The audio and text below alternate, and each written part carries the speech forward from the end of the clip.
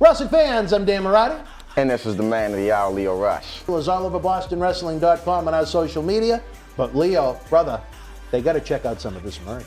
They got to. Check it out, fans, right now, available on eBay. Support Wrestling Insiders and keep wrestling legends working on eBay. Get this Karrion Kross and Scarlett double autographed 11x14 poster from NXT TakeOver in your house, number 19 of only 30 made. Comes with authentication hologram on the poster itself. Also comes with a mystery autographed 8x10 photo and an on-air shout-out from WWE Hall of Famer Mr. USA Tony Atlas on Wrestling Insiders at your house. Get it now.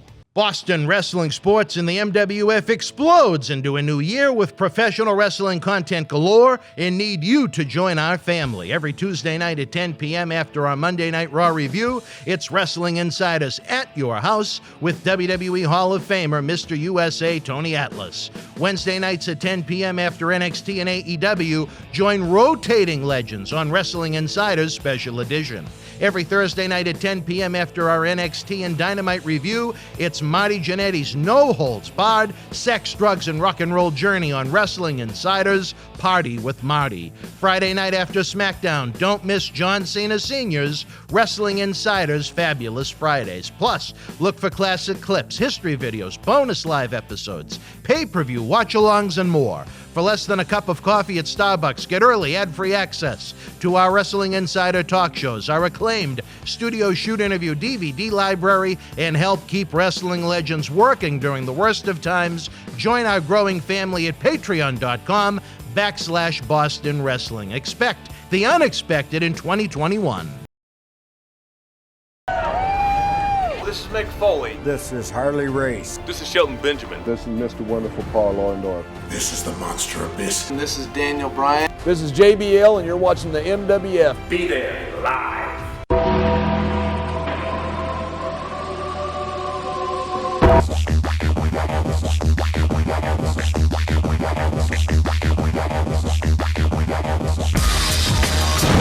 Wrestling fans around the corner, around the world, welcome to another installment of Wrestling Insiders Current Edition, our podcast-style review of the latest and maybe not so greatest in the world of professional wrestling on your television sets each and every week.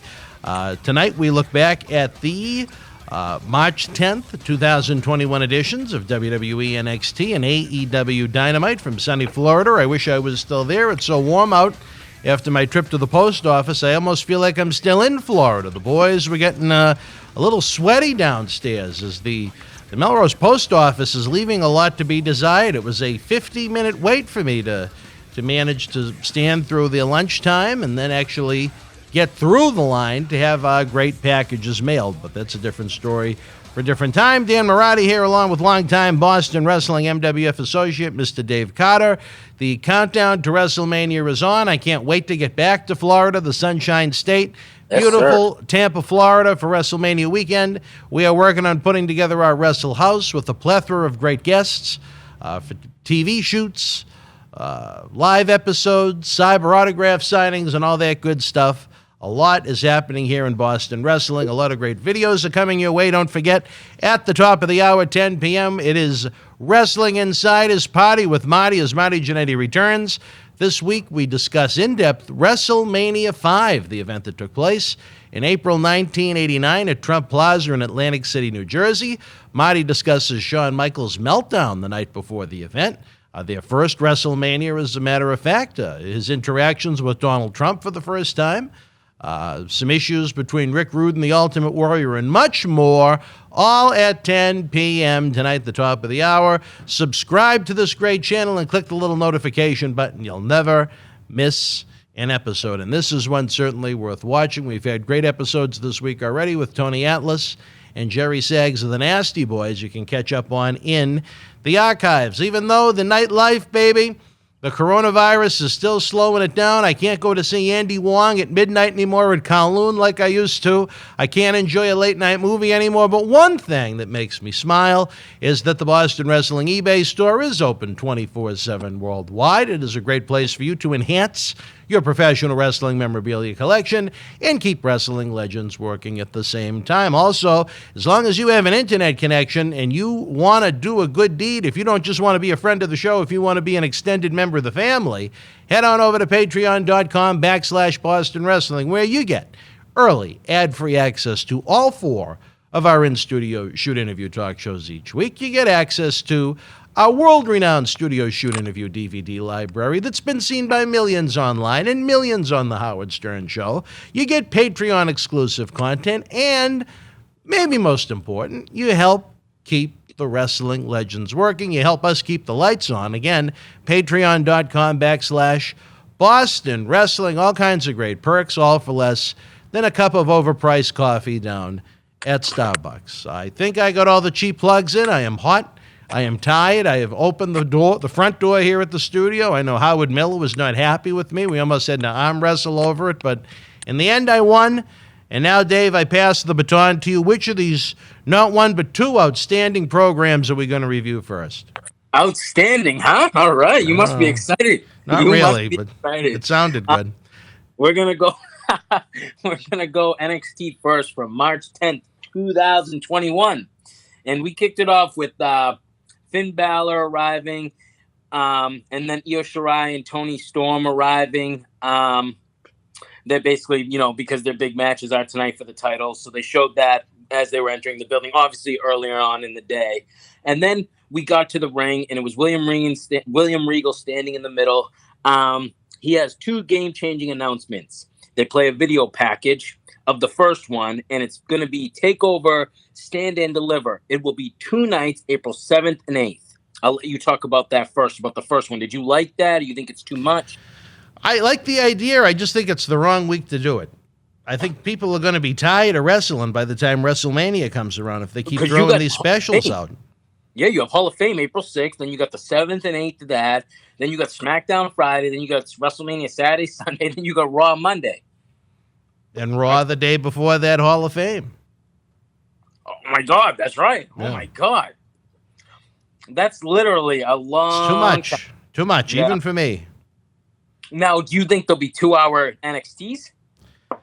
I'm going to guarantee you the one on USA will be pretty close to it. As far as the one on Peacock, I don't know. They have much more leeway on their own network. All right. I just wanted to get that out of the way. All right. And then the second one was let me tell you, all women are standing on the ramp. So it's something that has to do with the women. His second announcement, he calls out Raquel Gonzalez and Dakota Kai to come to the ring. After what happened last week, he's sick of people waiting for decisions. He's not going to wait for WWE management anymore. And he unveils the new Women's NXT Women's Tag Team Champions. I guess William actually went to the expense to buy them and have them designed since he didn't want to wait for management's okay. Exactly. I know already, but I'm going to ask anyways. What did you think about the titles? Horrendous. They don't have enough women. They don't have enough tag teams to do it on the main roster. Why do they want to water down what many universally praise as the best of their 3 shows, doing it on NXT with green, inexperienced women? A horrible, horrible, horrible idea. No one wants to see it. Nobody cares. Just blech is my response. Blech. Do they think more titles are going to bring more fans? Because I don't think that's how it is. If there's a title on the line, doesn't make me want to watch the match any more or less. I mean, if it's a championship match and it's something we haven't seen for a while, obviously, yeah, but like you said, there's not enough women's tag teams. I don't think that's going to make anybody want to watch women's wrestling that much more because tag team titles in NXT are available now. Just give them their own show and be done with it. Let people that want to enjoy wrestling again. Yeah, I mean, I get what you're saying. So from there, Dakota Kai gets on the mic, says it's the most talented roster in the world, but they dominated the division so much that they created the titles for them. Raquel says, better get used to this. And, it's been a long time coming for them to get those titles. Ember and Shotzi come down. They congratulate them. They're going to be the next challengers for the titles. And do you want to defend those titles tonight? William Regal says, yes, let's make the match. So we got a title match tonight right off the bat. Wild. That's all you got to say. Wild. All right. Going on, we had the NXT Women's Championship match, which was Io Shirai, the NXT Women's Champion, versus Toni Storm. I think these are two of the better women in NXT. I'm really impressed with Io Shirai, and I'm really impressed with Toni Storm. I like both their work. I thought it was a really good match, back and forth. Io has really good high-flying moves. I think she does good on the ropes. Like, she looks like it's not, staged. Like, it looks like it's fluent with her. Toni had a great German suplex because you don't see a lot of women do that, and she does it very well. Io Shirai ended up winning the match, retained the title by submission. What do you think of the match? It was a solid women's match. I preferred the video game style highlight reel, highlight fest on the other channel at the same time if I had to compare the two, but it was a solid women's encounter. All right. Well, you just shocked me there because I thought for sure you were going to say something else, but let's go. All right. We're doing good so far tonight on the women. Finn had a little promo already filmed backstage, obviously, about tonight's match, about what's going to happen, how he feels about Kyle O'Reilly, the whole thing, about Adam Cole. I don't know. It was just a quick little thing. I don't know if you have anything to say about it. I have an erection that still hasn't gone down. It excited me so much. All right. So there we go. Then we got LA Knight backstage, the formerly known as Eli Drake.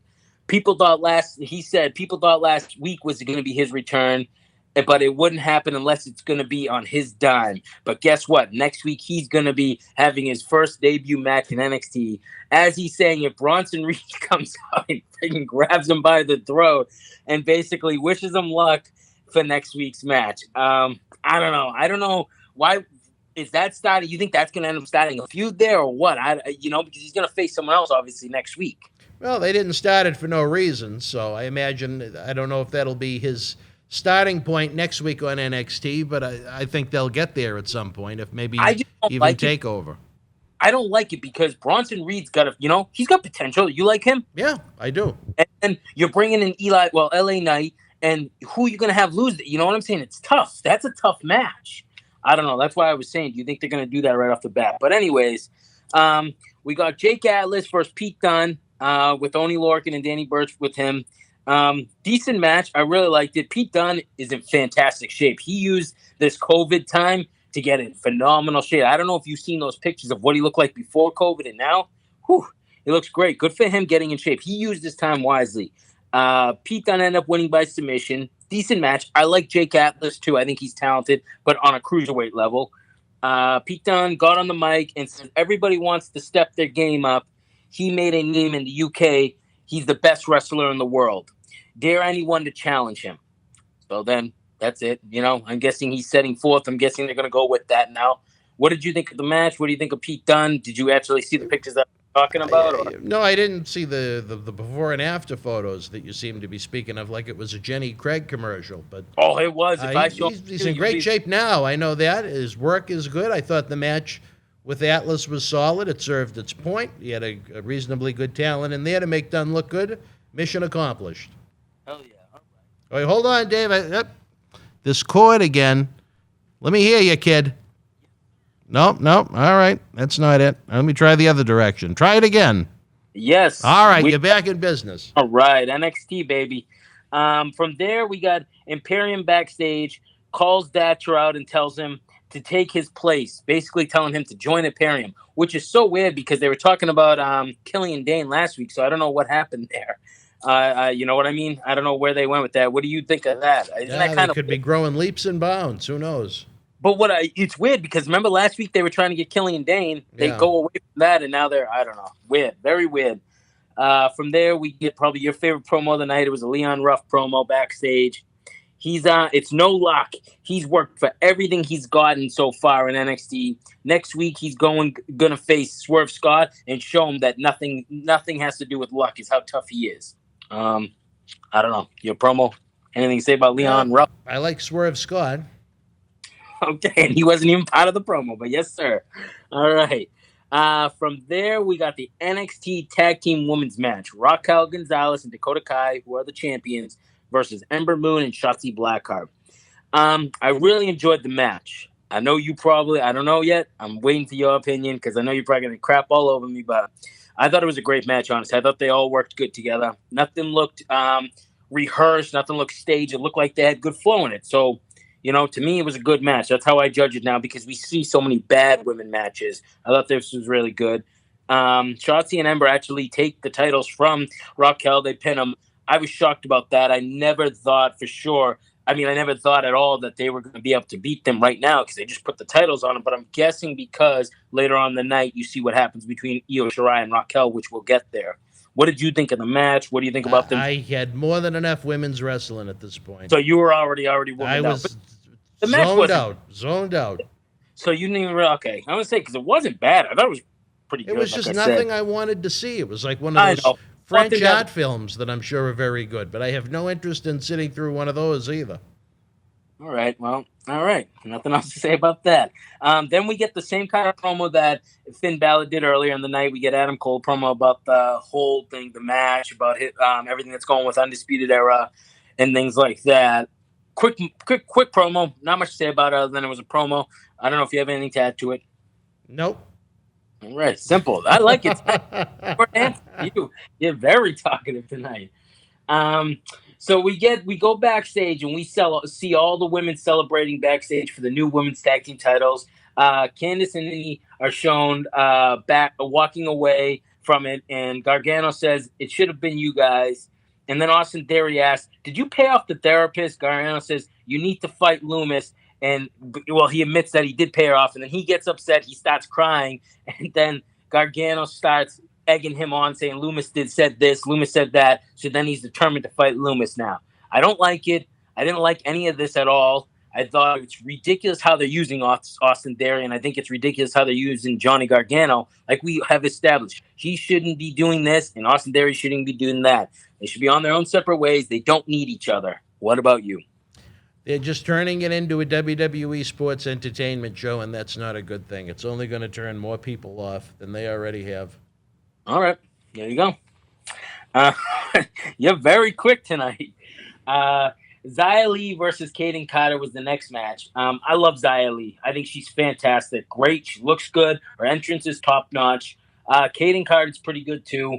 Xia Li gets the win over, loses because of DQ because she stopped listening to the ref. She basically, I guess, she put her leg in the turnbuckle kind of thing and kicked, smashed down on, displaying that she kind of hurt the ankle, broke the ankle. I don't know what they were going there because they didn't talk about it after. But from there, we had the crutch. I don't know if you noticed, they were doing the same thing on both shows with the crutch angle. Both women's matches have the crutch. I thought that was crazy.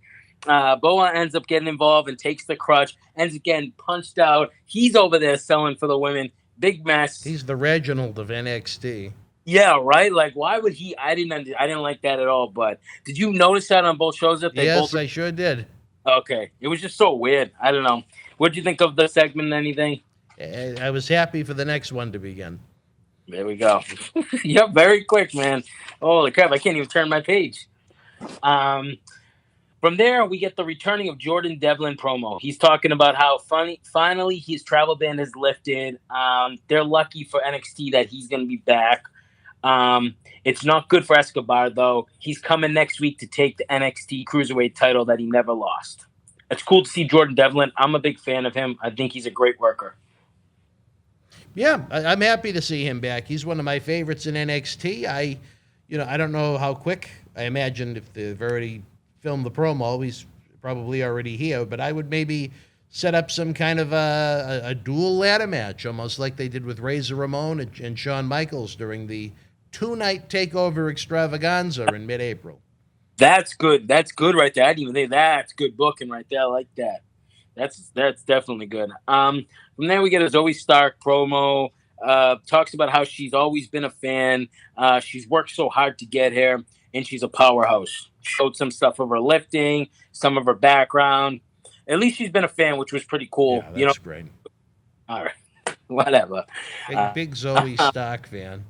Okay, there you go. That's what you got to say about that. From there, we get Escobar backstage with Regal, upset that Devlin called him out and that he's gonna have to, that he's coming for his title. He's upset, and then the guys come over, which is Raul Mendoza and Joaquin Wilde, basically trying to talk, and they're like, "Your music's died. You got to get out there. Go out there alone." So there you go. I don't know. What do you think of that? Anything? The interview itself? Yeah, and was fine. It was fine. All right. Served its purpose. They were trying to get the point across that he was an angry man, that Devlin was coming back. There you go. Then we get Legado del Fantasma. Raul Mendoza and Joaquin Wilde, which is in the group, versus Grizzly Young Vets, which is James Drake and Zach Gibson. Grizzly Young Vets give a promo down to the ring. They call them Escobar's puppets, basically upsetting them. And then the match started. Both teams are very talented. I think they're very good. Like you said, you don't really like the name so much. It doesn't really bother me either way.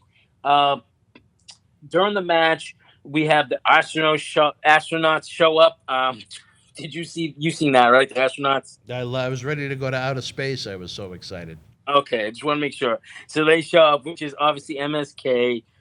They distract Grizzly Young Vets, and that causes them to get pinned by Raul Mendoza and Joaquin Wilde. MSK attacks the Grizzly Young Vets after the match, and then we got Breezango who comes down. They attack Legado del Fantasma too. They're all dancing in the ring at the end. MSK and Breezango. I don't know. I hope MSK stays away from that. I'd rather them be a better team, just serious, more like they've been before. They're getting involved with this, but I don't think it's going to go that route if they're coming out in astronaut costumes. We'll see. What'd you think of it? WWE Sports Entertainment. There we go. All right. Raquel and Dakota interviewed backstage. Doesn't matter. They made history being the first tag team winners. I don't know. I thought that was kind of lame. Io Shirai comes over and says she wants her next, meaning she wants Raquel next. And then Raquel comes back with, "Be careful what you wish for." What'd you think of that, boss? Not much. All right. I can't. You crack up because you're just not saying nothing. I thought the show sucked. I thought both of them pretty much sucked, and both of them were saved by one pretty good segment. I can't wait for your grade. Then we get Timothy Thatcher backstage. He's getting interviewed. Before Timothy Thatcher can even say anything, Tommaso interrupts him and says he's not interested and we're not interested in Imperium versus them next week on NXT. So I'm guessing that's going to be the match, whatever. But what the hell? Friggin' Ciampa looks old, man, with that damn hair and his big old beard. I mean, it's one thing with his beard and the bald head, but now he's got all the grays in the top. I was like, Jesus. I don't know what the attempted look is supposed to be, other than maybe he doesn't have any mirrors in his home. But he called himself Grandpa Ciampa, so I don't know if that's. I don't know. That, you know what? I don't think that helps anyone in this industry. But no, not he at wants all. to be Grandpa. Let him be Grandpa. I don't know. That wouldn't be my first, second, third, or 85th idea for Tommaso, but. If he wants to be Grandpa Ciampa, rock and roll, baby. Rock and roll. And then we get the match that I was waiting for all night, the main event, which was NXT Championship match, which was Adam Cole versus Finn Balor, who is the champion. Both are fantastic. We know that going into this. We knew this was going to be a great main event, and I even put, I love this main event. It should have been, honestly, should have waited, unless they have something planned for one of the nights they're going to be doing for TakeOver. Great match, smooth. Great storytelling.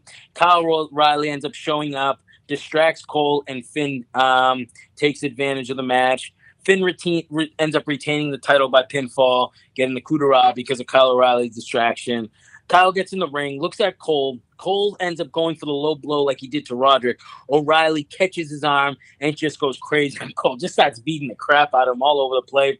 O'Reilly even attacks the ref, then goes back to attacking Cole. 5 refs come out and to hold O'Reilly back. O'Reilly runs out back after Cole because Cole finally got away and started running up the ramp. Finn in the middle of the ring. And then I didn't even notice. All of a sudden he's like, "What took so long?" And then they show Cross. And he's basically looking, and then they turn around, and Finn and Cross are both looking at each other as they go off the air, which was kind of a cool ending, and I was kind of happy to see Kyle O'Reilly. I can't wait for that match that they're going to do between Adam Cole and Kyle O'Reilly. It's going to be good. I thought the main event was great, though. I thought the match was fantastic. What about you? It was the saving grace of the show, to say the very least. It was an excellent main event. You saw both guys go off in different directions once it was over, with different feuds, different partners to mix it up with inside the squared circle. No, I thought the main event was about the only thing done right on this show, because other than that, it's pretty much sucked from top to bottom. But Finn, as always, is outstanding. He had a good match with Cole. I like O'Reilly as a single better than a tag team. And I think Cross is a guy that, you're going to see a lot of in one of the main rosters as the year goes on. Absolutely. You want me to grade it first? Let's hear it, brother.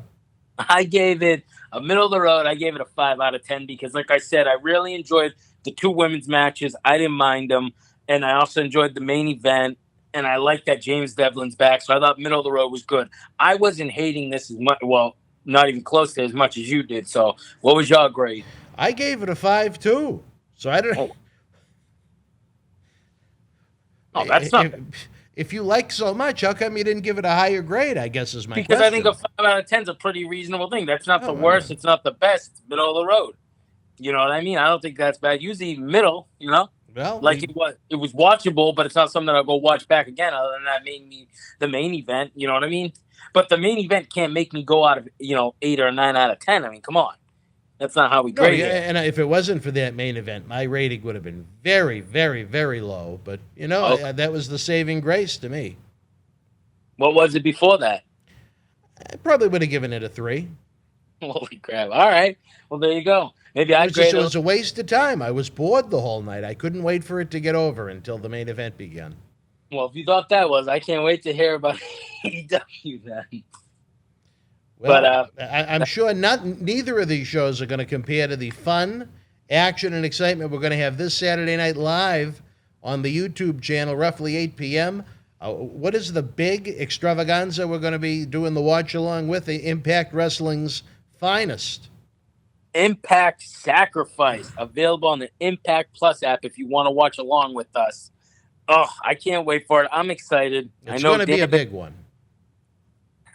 I am looking forward to it a great deal because I at least was interested in the last Impact Wrestling watch-along we did, so we'll have to wait and see. I know our good friend Jackie the Joke Man is going to be running the booth. He's very excited about Impact Sacrifice. Who knows what other friends may show up. I know all the great folks that chat along during these premieres will probably pop in and out throughout the night to share their thoughts, or maybe just to hang out and have fun with a little wrestling camaraderie. Oh, yeah. I don't know. I think, yeah, absolutely. All right. Any news, notes, or anything else of interest with this big one? Nothing. I mean, we had the only things that would have been were the things they established on the show. Like early on. There's nothing else. I mean, I don't know. I guess one thing for WWE news in general, Molly Holly's going to be inducted into the Hall of Fame. Yeah, that's a real embarrassment. I'm just saying, you wanted some news, buddy. I'm giving you some news. You said news. Well, this isn't NXT news. This is WWE news. Like I just said, but there's no NXT news, obviously, because NXT, you know what I mean? Whatever. Hey, I can't talk about this. They're really running short on inductees if that's the route they're going. Well, no, we're going to have a huge inductee because they're doing 2020 and 2021 together. It's going to be about a 7-hour Hall of Fame. Too much. They should save it for when they can have fans. No, see, I only love it because I think we got to get these guys in the Hall of Fame. What, are they going to skip over 2020? No, I just would have brought in last year's class or I would have waited to have this year's class until they can have fans again. I guess.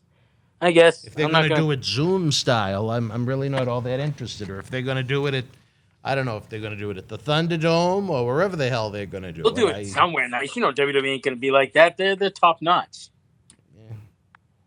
Not my cup of tea. It wouldn't have been my chosen route. Did you have a bad day today? You seem very I'm tired. I'm exhausted. I'm hot. I'm irritable. I'm cranky. And both shows sucked. I wasted 4 hours of my time to watch mainly dog shit. Oh, and now they're having Hall of Fames that suck on top of it. And they think their big marquee draw for 2021 is going to be Molly Holly, who had about as much, you know what, she's a very nice lady. But as far as what her character contributed to professional wrestling and WWE, not too far off from a pile of dog shit. But as for the human being, I'm very happy. She's very nice. I know John Cena Sr. taught her something about her chosen profession now. I don't even remember what it is. Something to do with Johnny would have to explain it. He's explained it before. Not exactly real estate, but assessing. He taught her gave her some tips on how to be an assessor. But, just because someone's a nice person doesn't mean they belong in a Hall of Fame. I get you. But, yeah, I mean, I'm not going to say I don't want to get into it with you, so I'm just going to let you talk about it. Yeah. Put in Crash. There you go. That was NXT, though. All right, wrestling fans, we've got some great, outstanding NXT merchandise in the Boston Wrestling eBay store. Head on over there now. Right now, we're going to take a brief time out. When we come back, we're going to review AEW Dynamite from last night as well, March the 10th, 2021, from Ursula Daly's place in Jacksonville, Florida. We'll be back after this brief timeout. Wrestling fans, I'm Dan Mirade. And this is the man of the hour, Leo Rush. It's all over BostonWrestling.com and our social media. But Leo, brother, they got to check out some of this merch.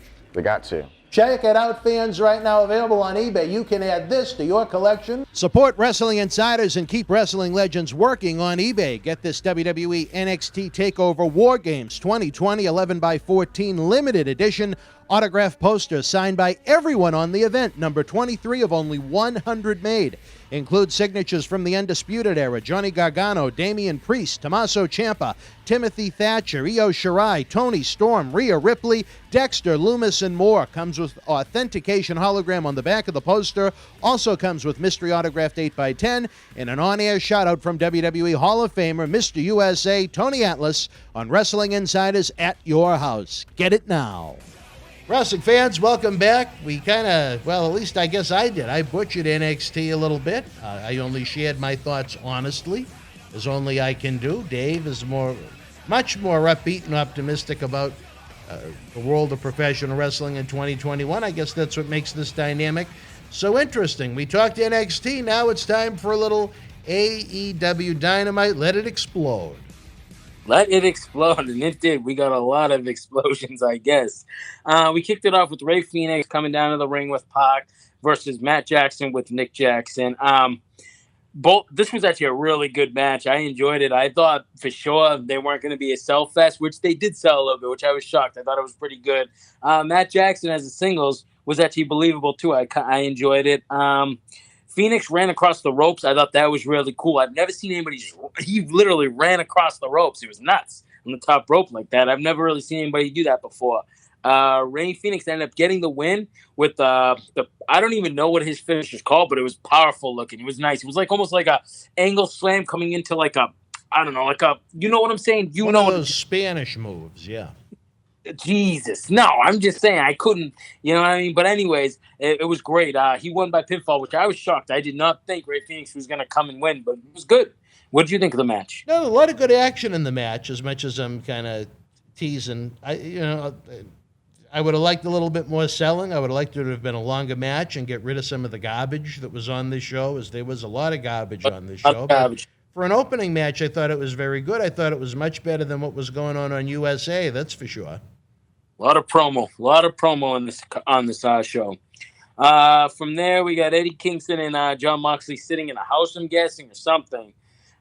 Kingston started off the promo by saying, "You want to make fun of me? You want to call me a coward?" Basically saying it because of how he covered John Moxley, so he didn't get blown up by the bomb.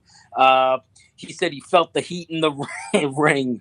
Moxley ended up getting on the, not getting on the mic, but starts talking and basically says he wasn't really wanted to blow. Basically, they didn't really want to blow him up. That's why they didn't set up the bombs, and he didn't pay for it. John says, sorry, I have so much written here. But he got notes. Yes, yeah, because I can't go over all this. This is too much. I don't know why I was writing all this. Basically, Impact paid for the bombs. That's why it was a dud. Taking a shot at Impact, I guess. I got a chuckle out of that. Yeah, there you go. But the one thing that came out of the whole entire match is he got his drinking buddy back. He says, Kingston says he can't look bad on pay-per-view. That's why he takes his time. Getting all his lined up and all his haircut, whatever the hell it is. I don't know. Moxie says, if you're going to flash a weapon, you better use it. That was the promo. I don't know. It was all over the place. I didn't like it. No need for it. Stop going on about the bombs. We already know it's done. Over with. Which I wish we could say about Eddie Kingston, but you know what? Life isn't perfect. That's all you got to say. The whole promo. Good. All right. It's going to be easy. Then we get a match. Cody Rhodes with Arn Anderson versus Seth Gargio. Gargis? Is it Gargis? I believe it was Gargis. Gargis? All right. I was like, I was like, wow, Seth is a pretty good size. This might be a decent match, but quick match. Cody ended up winning by submission. I don't know. I thought they would give the kid a little bit of a chance, but not against Cody, baby. You can't beat him. What'd you think of the match? I thought you had a nice little moment before the match where Cody gave the kid his belt, or yeah, I guess if it wasn't a kid, a person of small stature. I don't know about that, but I thought that was kind of nice. And the match itself, to me, it was perfect. Perfect enhancement match. Let Cody get a couple of moves in, let him get a win in. Bang, bang, boom, you're off to the races. I thought that was done well. It didn't need to be like you see those loses like the librarian getting 10 minutes of offense in against him. But why I'm saying that is because then we get a 50-minute women's match. Well, yeah. You know what I mean? I'd rather take the time and use it into something like that. But anyways, so after the match, Tony Schiavone comes out. Cody says, let's talk about the shoulder. And then all of a sudden, out of nowhere, Penta I didn't even know he's at the commentary table to show Penta. He starts getting on the mic and starts talking in Spanish. Tells Cody he's better than him, and that if you're the Prince of Pro Wrestling, he's the Lord of Lucha Libre. And mind you, this is an interpreter speaking for Penta, because obviously Penta doesn't speak English. Penta says, "You're lucky I didn't hurt your arm more than I did, because you wouldn't be able to pick up your daughter." And all of a sudden, Cody bolted out of the ring and shot over, and they just started brawling. They never went back to it, but they started brawling up all the way out of the arena, I'm guessing, because they didn't show anything else about it. They're in the streets of Jacksonville as we speak. Yeah. What did you think of that? Not bad. Set up something new for them. There you go. From there, we had Chuck T and Orange Cassidy in an arcade. Basically, Orange Cassidy's playing the arcade game while Chuck T's cutting a promo. Talks about looking for one more match against basically Miro. And if they lose, he will be Miro's butler. Cassidy says they want to have the match with arcade machines all around, and he's going to smash his head right through one. Yeah. I don't know. I don't like it. I don't like all this joke stuff with this. I know some fans do. I don't like this. I'd rather it be serious. I thought it was ineffective, and I'm really not looking forward to a lumberjack match with arcade machines around the ring, but I'm sure that in some bizarre alternative universe, there are fans that get a kick out of that. Yep, there you go. Then we get more of Tony Schiavone. He's down on the ramp. Busy night for Tony. Yes. He pulls a lot of weight over there. Tony Schiavone is on the top of the ramp, introduces Sting. Sting starts talking, says, Darby is a dangerous man. He takes risk. He basically said if you put Stinger on the street, he's going to get the win because Stinger can fight on the street. Then all of a sudden, he gets interrupted by Lance Archer and Jake Roberts. They come out, says, stop taking his time. Basically, this isn't for you. Lance says, and then Sting basically goes, you're taking up my time. Says, sorry, we are using all your time, and walks away. It's like, sorry, we're using it. I didn't understand the promo. No point of it. Let the promo just be about Sting. What is all this apologizing? Come on. Either fight, get out of there, do something. I was getting aggravated with it. And then they just wrap it up. Sting doesn't even say anything anymore after they leave. So it was pointless. This is a pointless interview. Pointless. Well, I guess that ended the feud with Team Taz pretty quick. Right. And wasn't it pointless? There was nothing that this established. Almost every promo that Sting has done to me has been pointless since he came back. He doesn't need to be on TV every week. Yeah. I don't know. Very confusing, too. Like, they're even hard to take notes about, I don't know. They're just so confusing. They had a lot of audio problems during the show. Yes, I have that written down in one of them. Then we get QT backstage. He's only human. It's about Lee Johnson now. And this is what I wrote right here. The mic got messed up, so you couldn't even hear the rest of the interview from Lee Johnson. So there you go. That's what happened. Anything to say? I don't want to cut you off. No, I was thrilled for Lee. All right, there you go. From there, we get the match. The newcomer Ethan Page versus Lee Johnson with QT on the outside. I put Lee Johnson's very athletic. I think he is. I think he has a lot of potential if he can get bigger. He's small right now, very thin. Moves well in the ring. Ethan Page has a lot of potential. I thought so in Impact too. Very good worker. It was a good match. Ethan Page ended up winning by pinfall. After the match, he attacks Lee. Dustin comes out to protect him in. Then, as Dustin's coming out and protecting him, Cutie walks up the ramp. I can't even say that name. I hate saying it. Sorry. Cutie walks up the ramp. I don't know. Basically, they're going to probably start a feud, I'm guessing. No, nothing got solved there. What'd you think of the match? How many managers are there in the Nightmare family? Or coaches? Or I don't know I don't know. what exactly the description is, but there's too many. I do know that much. Hell yeah. Having him out there was a distraction. I don't want to see QT have matches against anyone. If QT never appeared on the screen again, I don't think any wrestling fan would really care. Good win for Ethan Page to get over as a relative newcomer, and as well as keeping, not totally jobbing Johnson out, where he is still an up-and-coming hot rookie in the Nightmare family. Hell yeah. There we go. A little more there. I like that. From there, we got a joke, which I'm pissed about. I hate even talking about him. Adam Page on a lawnmower says he bought it with all the money that he got from Matt. Dark Order comes out. They all get on the mower, and Adam Page says they're going for ice cream. I hate it. Wish they didn't do it. I don't like what they're doing with Adam Page. I say it every week. It makes me sick. I just hate it. I hate it, Dan. I don't know why it reminds me of Snow White and the Seven Dwarfs, but it does every time. Yep. All right. So this is going to be a long-winded thing. I'm going to try to pick it apart. This was so long, this promo. It was Tony Schiavone's in the ring, ready to interview Christian Cage, obviously, but instead he gets interrupted by Kenny Omega, Don Callis, and the Good Brothers. They head to the ring. Don Callis gets on the mic. Sorry you're not going to hear from Christian. Kenny and Don basically call the shots, they said. Basically, they ruled the death match. Says Kenny's the best. Let's see. Kenny says maybe not everything. Don says we have to take blame for the reason why the ring didn't blow up. Let's see. Basically, the ring doesn't blow up, which makes Kingston and Moxley look foolish. That was a joke on them, basically. That's why they did it. Kenny says he has goosebumps. He has great memories of the match. Kingston comes walking out during the interview that they were doing. Tom Cal says, I know you. You worked for Impact. You had all the talent, but I fired you because when you're that close, always to getting right there on the top, you screw it up. You know what's funny is, remember you were saying that a couple of weeks ago about Kingston, as you said he had it, but he just doesn't have the right over the top. So it's kind of funny you point that out.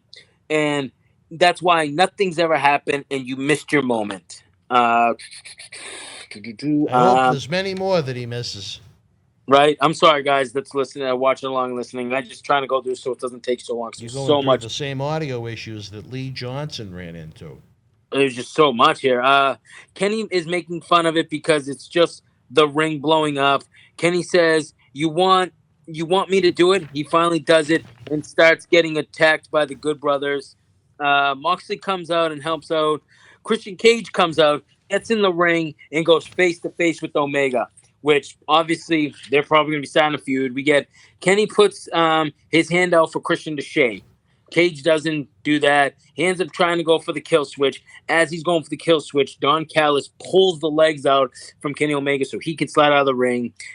Christian Cage gets the AEW World title, picks it up, looks at it, and then they go from there. I don't know. I thought that was a good little spot to end it. That should have been it. That's what I put. That's all the promo should have been. What the hell? That was so long-winded. I don't even know what I was doing. I was literally writing all the notes. I'm like, I can't go over all this. It'll take 15 minutes. Too much. The promos are too long in AEW. Everything is. Yeah, they can certainly be long-winded, if nothing else, and not really get to. They take a lot of time to get to a very small point. And the thing is when you do it, it's like this isn't back in the 90s when you had the Rock Stone Cold promos where you could sit through a 10-minute promo because you enjoyed what they were saying and they made sense. This crap is just like, nah, boo-boo, you know what I mean? Like, you did this. Like, It's junk. It's not even good. You know what? Honestly, is they need people writing their promos because half the time they suck. But anything else you have to say about that? No, I thought the last 30 seconds of it was pretty good. Other than that, it left a lot of room for improvement. I would have not have continued to hop on what a disaster the landmine match was. I think people that saw it. They knew what it was. Not good. I don't At all. I don't know why you'd want to keep bringing attention to it. I'd want to try and forget it. And that's what I was hoping. And as soon as when they were coming out, I'm like, all right, they're not going to talk about it. It's going to start something else. Nope, right away. From there, we even get a more of a worse friggin' thing, which was Britt Baker. Did you see this girl singing finally? Maki Yes. Ito. How bad was that? It made me never want to watch the show again. It was so bad. All right, the good. whole 'Cause thing. I know you said you missed it on the buy-in. It was Britt Baker, Maki Ito versus Nyla Rose. Sorry, I said that all wrong. It was Britt Baker, Maki Ito, and Nyla Rose versus Hikaru Shida. Sorry, I can't pronounce her name at all. Versus Ryo Mizunami and Thunder Rosa. Yeah. So many women. Work rate was terrible. Match was too long. It was a mess. Thunder Rosa won by a pinfall. At the end, gets attacked by Britt Baker with the crutch. This is what I was talking about when I was getting attacked by the crutch in the other thing. Crazy they both did it at the same time, but terrible. I could have done with this match never happening again. The one thing I'll say about AEW is that more often than not, their women's matches suck, but at least they usually limit it to just one. Yeah, I mean, you know what? As opposed to NXT, which I think had 3 this week. But 2 of them were good. Oh, yeah. Barn burners. They were good. Barn burners. So, anything to say about the match? Maybe I was just a little... No, this was as bad as AEW gets. I don't know why they put that on television. And why did Save they put that for the internet show?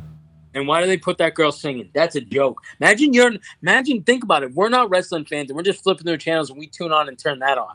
What are you doing there? You're flipping it off, right? I would keep going. Exactly. We get Matt Hardy backstage. Says Paige stole his money from him. He's adding a new unit, though, and it's going to be Butcher, Blade, and Bunny. What a fucking free agent addition that was. Imagine with all of Big Matt's money, Matt probably had to go to the supermarket with his change jar and dump it in that little machine that takes 10% just so he could afford Butcher and Blade and Bunny. Ugh. Hopefully they had change for a 5 to add them to the stable. I do love Bunny, though. She's beautiful. Yeah. But anyways,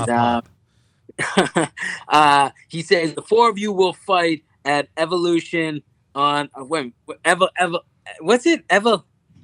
What's that one they're doing on Monday night against Raw? Evolution, I believe. Evolution. Yeah.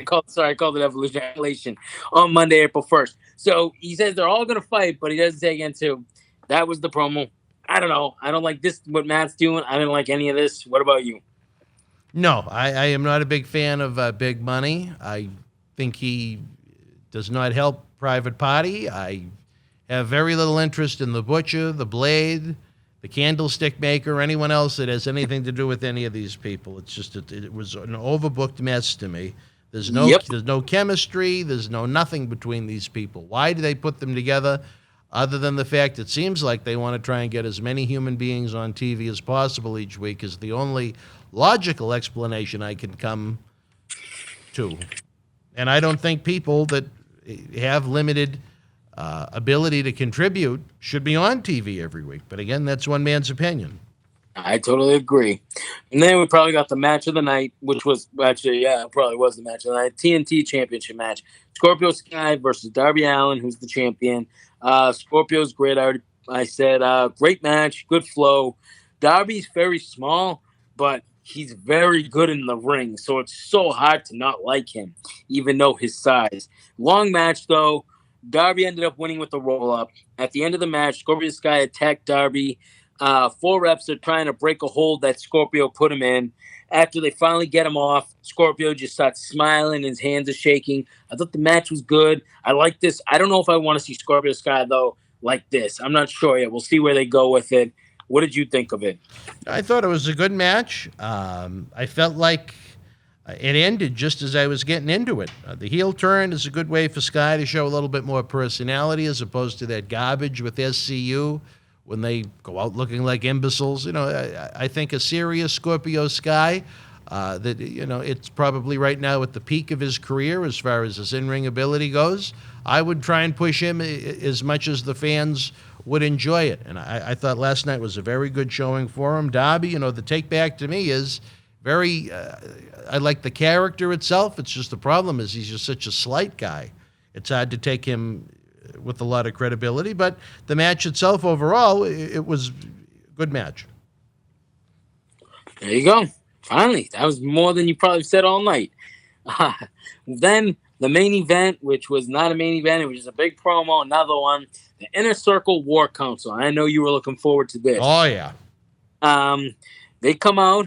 The crowd's going crazy, singing Jericho's song. Jericho gets on the mic and says, when a great army needs to change their plan, they have a war council. They are the smartest, and they have a new outlook. Maybe they'll introduce a new member. MJF gets on and says, whoa, whoa, whoa. Don't need to add a new member. Time to let one go, actually. Then Sammy Guevara returns. He comes out, and he's finally returned. What was he going? About 4 weeks? 3 weeks? I don't know. Not very long, yeah. Jericho says, look who is here. Sammy says, you're not happy with me, I know, but I got to show you something. You need to listen to me.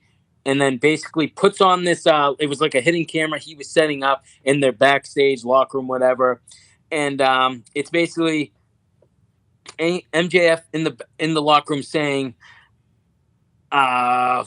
basically, we need new leadership. There's, under this, we need new leadership coming in.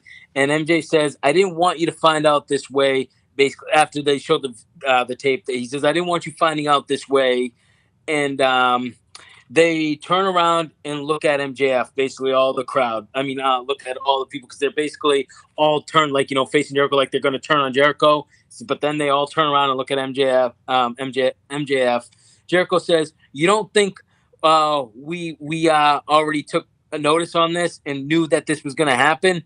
MJF starts crying on the mic, basically saying, don't hurt, basically trying to hide in the corner. Says he was too busy building his own brand. Then the lights go out. FTR, Warlow, and Spears and Tully show up. Tully showed up. What were you thinking about that? I like this blazer with a little glitter on it. Yeah, look at him, right? They show up. They attack Inner Circle. They start handcuffing the Inner Circle. MJF hits Jericho with the Dynamite diamond ring. Jericho's bleeding from the head. Then they take Jericho up the ramp and powerbomb him off the stage. I don't know if this is so Jericho can take a little time off, maybe be away from the camera or what, or this is just a one-off and he's going to be back next week. I don't like this. There's too many factions. There's too many promos. I hate crapping on AEW so much, but there's just so much. And we talk about it, WWE doing too much. They do way too much. I don't know. What did you think of this? I have to say, I absolutely loved it. I thought it had logic. I thought it had common sense. I thought it had rhyme. I thought it had reason. It built to something. It played off a history. It built into the future. I thought Inner Circle for a while, as noted on these shows, I thought it was overbooked. I thought it was a little too much. It showed that Jericho wasn't a complete idiot and that him and his guys were kind of on to potential MJF shenanigans, but MJF, being the snarky heel that he is, you knew something was going on when there was no Wardlow. Either that or Wardlow had COVID. And then, a whole new faction with guys that can contribute that haven't done much lately. FTR, arguably one of the best tag teams in the world right now. Spears has been someone they haven't done much with for quite a while. Wardlow is someone I think has eons of potential if he can continue to improve in the ring. So I really thought it was very, very, very, very well done. Like I said, if they didn't, like this whole promo, yeah, it was good, but they have too many factions. They got way too many. Everyone's a faction. Cody has his. Dustin has his. You have Dark Order. You have Inner Circle. Now you got this one. That's too many.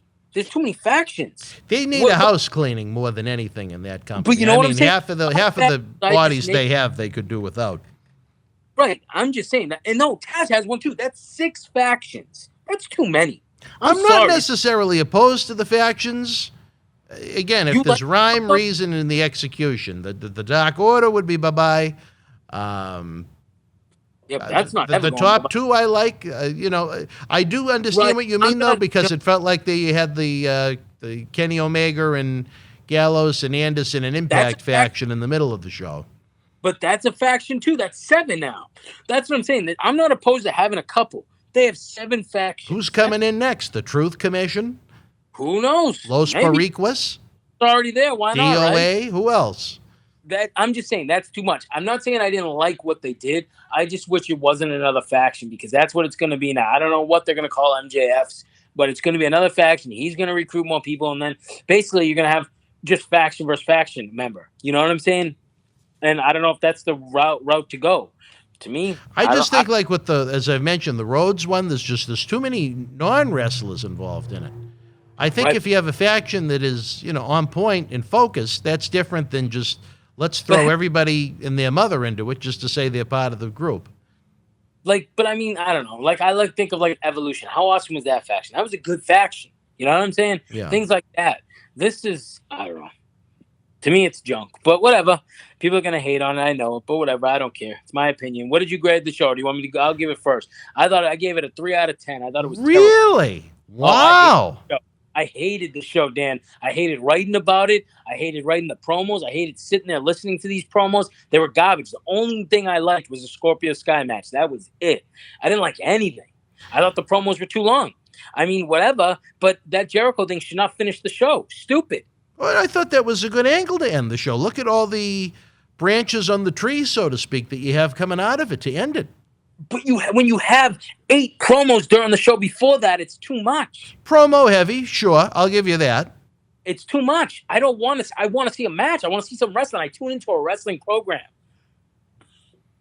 And That's now the way that I I'm look. looking at the notes, I'm trying to comprehend just how much promo. Yeah, there was a lot of promo time on the show. Tons, Now that you And that's why I mention can it, but go with that. If they I guess did if you want the wrestling content, you have to sit through their 18-match AEW doc show on YouTube Tuesday nights. yeah, and that's not something I'm doing. I'd rather watch. I'm watching Impact. I'm all set. Yeah, But you're anyway, right. There, now that I'm actually looking at it, but I understand the way their presentation is, where they go with the 4 big pay-per-views per year.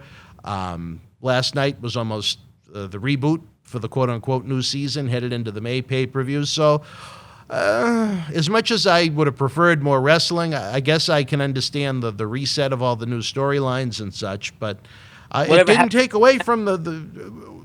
Like I said, the only thing that really stood out to me as horrendous on this show was that horrible women's 6-man match in that nonsense with in the arcade with Cassidy and Taylor. Other than that, I didn't like the only other thing that I liked that started a good feud was how Cody did it. That was a good way to start a feud. No promo, just a quick little thing, and that was it. It was quick.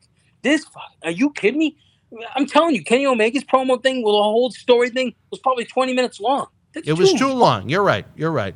And this Inner Circle thing was the last 18 minutes of the show. And too long. they could have given. I think that the Phoenix match could have had more time, and I think the Scorpio Sky match, both of them could have could have been given more time as opposed to some of these long promos. But I hope you're not going to be too angry with me. I actually gave it a 7 out of 10. Wow, that's unbelievable. I really liked how the show ended. Wow, that's unbelievable. Hey, that's your opinion, man. I can't argue with you. I can't believe You it. kind of dissuaded me a little bit the more the I just- review I'm went on, sorry. but I I always go with my gut. As soon as that show ends, I type that number.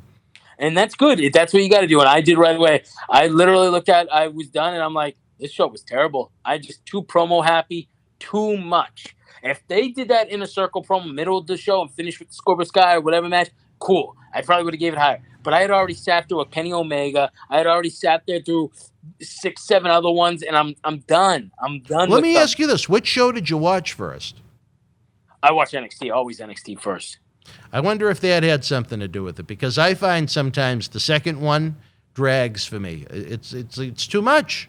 That's why, as much as I find interest in having the 2 shows on Wednesday nights, that because of the NHL, that NXT does have to move to Tuesday, because I think it'll be easier to sit through both shows Then I'm doing the same thing I'm doing tonight. I mean, that night is I'm watching Impact and that. It's a pain in the butt because I watch Impact. Yeah, well, fans, you know what I'm going to ask you, because Dave and I have talked about it off the air. Would you guys enjoy a weekly Impact Wrestling review to go along with all of our other wonderful reviews? If you guys want it, I'm willing to do it because we love you guys. And I know Dave loves Impact an awful lot. He sent me the link to how I can actually watch it because I don't get that TV channel on Comcast at home, or if I do, it's buried somewhere in, just a sea of humanity of TV channels. But and let them know too is you can watch Impact if you don't have access. You can watch it on Twitch. When you go on Twitch, just type Impact Wrestling and you'll be able to link up to their account on Twitch, and you can watch it every Tuesday night at 8:00 live. So if that persuades you into more doing a review, just because maybe you guys can't see it, so you don't want us to do it, but if you did want to watch it and wanted us to do it, that would be the way you could watch it if you don't have access television, is sign up on Twitch for the thing. It's free, and you can watch it. And they say if you can't watch one of Reno Chastain's meals, it's free. Right. Yeah. And say if you can't watch it Tuesday night at 8 because NXT's on, you can always watch it Wednesday morning, because they put it on right after. They put it on like as a video that they uploaded. So it works out good. So if you do want us to do it and you want to be able to watch it, there you go.